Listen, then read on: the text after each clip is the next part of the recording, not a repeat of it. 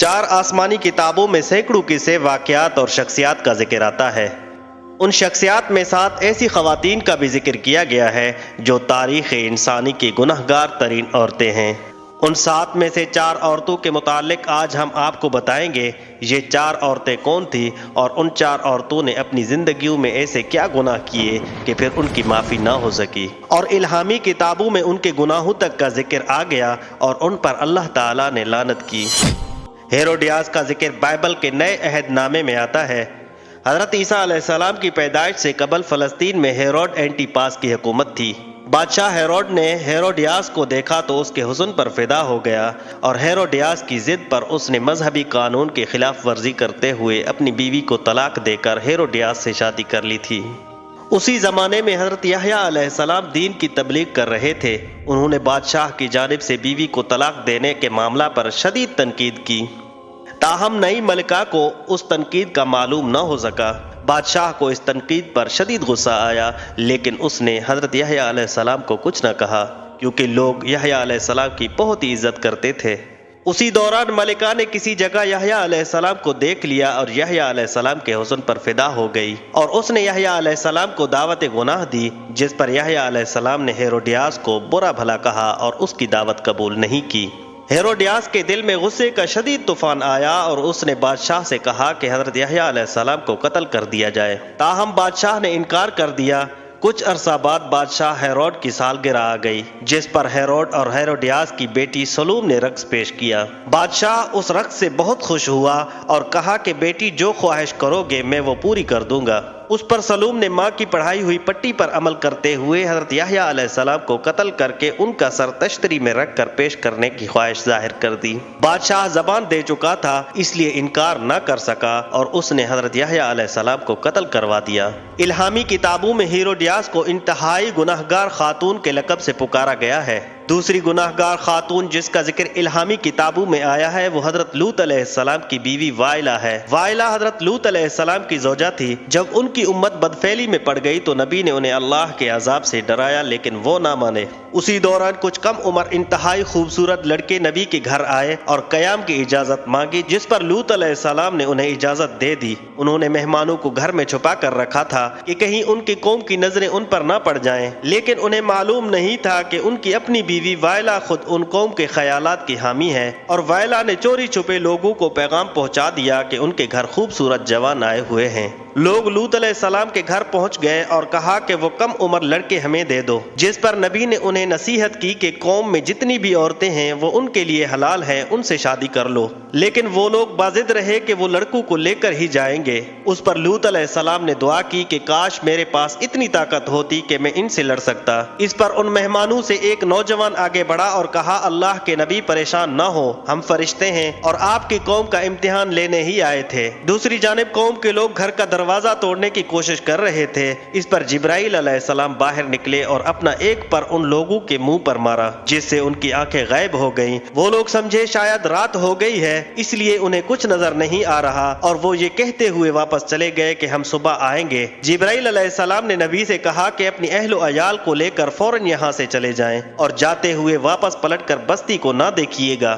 حضرت لوط علیہ السلام بیٹیوں اور بیوی کے ساتھ روانہ ہو گئے۔ کسی نے مڑ کر پیچھے نہیں دیکھا، لیکن وائلہ نے پیچھے مڑ کر دیکھ لیا تھا۔ جب وہ مڑی تو اس نے دیکھا کہ بستی پر پتھر برس رہے ہیں اور سب لوگ مر رہے ہیں، تو وہ چیخنے لگی کہ ہائے میرے لوگ مر رہے ہیں۔ اسی دوران عذاب الہی کا ایک پتھر وائلہ کو آ کر لگا اور وہ بھی وہیں ختم ہو گئیں۔ وائلہ کو اپنے خاندان کے ساتھ خیانت کرنے والی خاتون کے نام پر یاد کیا جاتا ہے اور اسے انتہا کی گناہگار عورت شمار کیا جاتا ہے۔ تیسری گناہگار عورت کا ذکر قرآن مجید میں آیا ہے اور اس کا نام ہے ام جمیل۔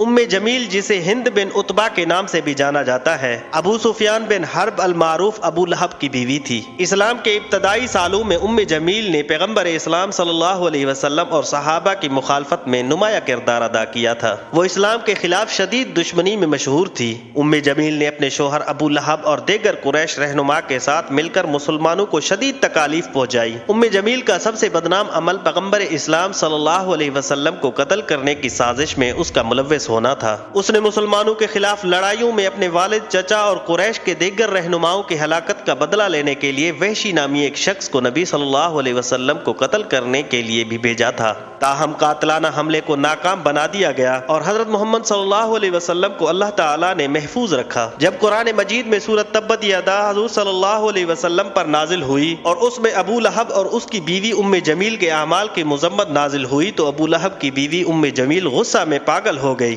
ام جمیل نے ایک بڑا پتھر اٹھایا اور حرم کعبہ میں پہنچ گئی اور کہنے لگی کہ میں نعوذ باللہ آج حضور صلی اللہ علیہ وسلم کو قتل کر دوں گی۔ حضور صلی اللہ علیہ وسلم اور حضرت ابو بکر صدیق رضی اللہ تعالی عنہ حرم میں موجود تھے اور آقا کریم صلی اللہ علیہ وسلم نماز ادا کر رہے تھے۔ ام جمیل وہاں پوچھتی رہی کہ کدھر ہے محمد صلی اللہ علیہ وسلم، لیکن اسے پتہ نہ چل سکا، لیکن وہ غصے میں اسلام کو برا بھلا کہتی ہوئی وہاں سے چلی گئی۔ حضرت ابو بکر صدیق رضی اللہ تعالی عنہ نے حضور کرم صلی اللہ علیہ وسلم سے اس واقعہ کا ذکر کیا تو آپ صلی اللہ علیہ وسلم نے فرمایا کہ میرے پاس سے وہ کئی بار گزری، لیکن اس کے اور میرے درمیان ایک فرشتہ اس طرح حائل ہو گیا تھا کہ وہ آنکھیں پھاڑ پھاڑ کر دیکھنے کے باوجود مجھے نہ دیکھ سکی۔ پھر اس واقعہ کے متعلق ایک آیت بھی نازل ہوئی جس کا ترجمہ ہے کہ اے محبوب، جب آپ نے قرآن پڑھا تو ہم نے آپ اور ان میں جو آخرت پر ایمان نہیں لاتے ان پر چھپا ہوا پردہ ڈال دیا۔ ام جمیل کو قرآن مجید نے گناہگار عورتوں میں شمار کیا ہے۔ چوتھی گناہگار عورت جس کا ذکر الہامی کتابوں میں آیا ہے اس کا نام ہے دلائلہ۔ حضرت موسیٰ علیہ السلام کے دنیا کے جانے کے بعد بنی اسرائیل نے غلط کام شروع کر دیے تو اللہ تعالیٰ نے قوم عمالقہ کو ان پر مسلط کر دیا تھا۔ قوم عمالقہ کے لوگ بنی اسرائیل پر ظلم کرنے لگے، وہ ان کے گھر لوٹ لیتے، مارتے اور فصلیں تباہ کر دیتے۔ بنی اسرائیل شدید پریشان تھے، ایسے میں ان کے ہاں ایک بچہ پیدا ہوا جو انتہائی طاقتور تھا اور ایک ہی وقت میں ہزاروں لوگوں کو قتل کر دیا کرتا تھا۔ اس نے عمالقہ کے ہزاروں لوگ مار دیے تھے۔ انہوں نے ایک بھیانک سازش رچی اور ایک انتہائی خوبصورت لڑکی کو تلاش کیا اور اسے کہا کہ اگر وہ کسی طرح اس نوجوان سیمسن کی طاقت کا راز پتا کر لے تو وہ اسے 11 سونے چاندی کے سکے دیں گے۔ اس خوبصورت لڑکی کا نام دلائلہ تھا۔ دلائلہ نے سیمسن کو اپنے محبت کے جال میں پھنسایا اور اس سے پوچھنے لگی کہ تمہارے طاقت کا راز کیا ہے۔ شروع میں سیمسن نے اسے نہیں بتایا، لیکن پھر ایک دن اس نے بتایا کہ جب سے وہ پیدا ہوا ہے اس کے بال نہیں کاٹے گئے اور اسی میں اس کی طاقت کا راز ہے۔ دلائلہ نے اسی وقت قوم عمالقہ کے لوگوں کو مخبری کر دی اور جب سیمسن اس کے گود میں سر رکھ کر سو رہا تھا تو اس نے عمالقہ کے ایک شخص کو بلا کر سیمسن کے بال کٹوا دیے، جس سے اس کی طاقت ختم ہو گئی اور قوم عمالقہ نے اسے پکڑ لیا۔ سیمسن کو دربار میں لا کر ذلیل و خوار کیا گیا اور گالیاں دی گئیں۔ سیمسن کو دلائلہ کی بے وفائی پر بہت غصہ آیا اور اس نے اللہ سے دعا کی کہ اس کی طاقت اسے لوٹا دی جائے۔ اللہ تعالیٰ نے سیمسن کی دعا قبول کر لی اور اسے طاقت واپس مل گئی۔ پوری قوم عمالقہ دربار میں موجود تھی اور سیمسن کو دربار کے 2 مرکزی ستونوں کے درمیان باندھا گیا تھا۔ سیمسن نے پوری قوت سے ان ستونوں کو کھینچا جس سے وہ ستون ٹوٹ گئے اور پورا محل زمین بوس ہو گیا، جس میں قوم عمالقہ کے تمام 3000 لوگ سیمسن کے ساتھ مر گئے۔ بے وفائی کرنے والی دلائلہ کو الہامی کتابوں میں گناہگار عورتوں کی فہرست میں شامل کیا گیا ہے۔